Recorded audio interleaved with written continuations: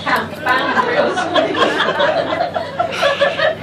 Right, okay, I'm going to assume, would you agree that that's probably some sort of cupressus of some Could be sort? Leyland, Leyland? couldn't it? I Yeah. mean, because have you noticed, what we've got is a large, basically green hedge with a significant proportion now being brown, some of it looking like it's been brown for quite a while, but not all at the base or all at the top. It's more halfway up into the top than it is at the bottom, but there are some isolated sort of what, as somebody who loves diseases would call flags of infection, if it's an infection. And I would suggest what you need to do is go home and have a really good hard look at it, because there is something which loves, which the cupressus and certainly the Leyland up in Cyprus, called Ceridium canker. Now, I'd be really bad to diagnose it from looking at that photo, but I would also say that what I can see looks like a classic Leyland hedge with Ceridium canker on it. So what you want to do is go and find one of the bits where it's going a little bit brown, not one that's totally dead and dry and crispy, because that's so far gone, it's like trying to do a post-mortem on a skeleton.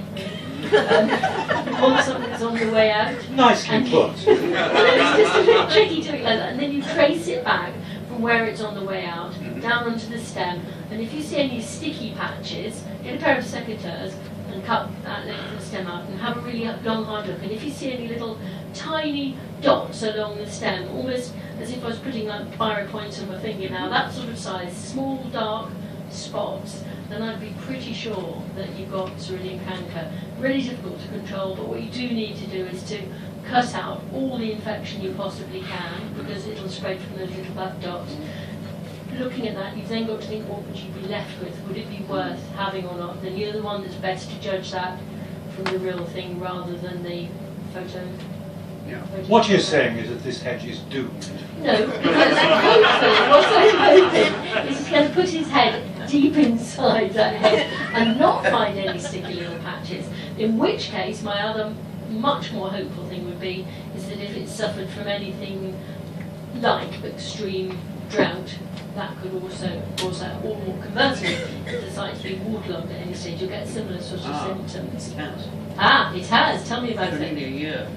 Nearly a year. Yeah. It's looking amazingly good. If it's been In that area, it was fine. right. Yeah. Well, you see, if you lose roots, whether it's through drought or through waterlogging, or the roots can't function through either of those, you get similar symptoms often. So, look for your sticky patches. If you don't find them, wipe your brow with great relief.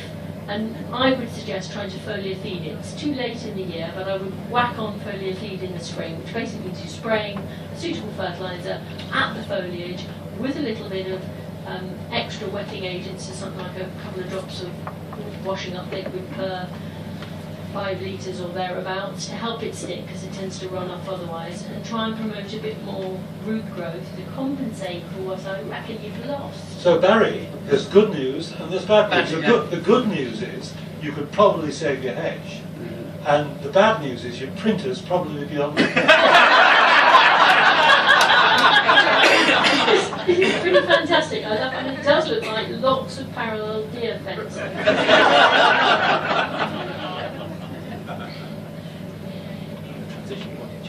So can I ask you just to do me a quick link, just while we're at it? Could you... Thank you. So we've just come out of the link now, but do the link anyway. That last yeah. In the meantime, a few Windermere facts. It's almost 11 miles long and a mile wide at its broadest point. It's got a maximum depth of 220 feet, well, 219 actually, but are we really going to quibble about 1 foot between friends?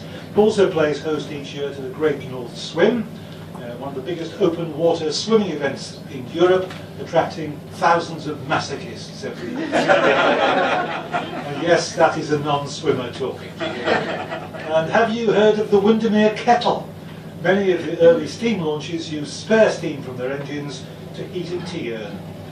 Cuppers all round. As we have our next question, please. Good afternoon, Mary Bell.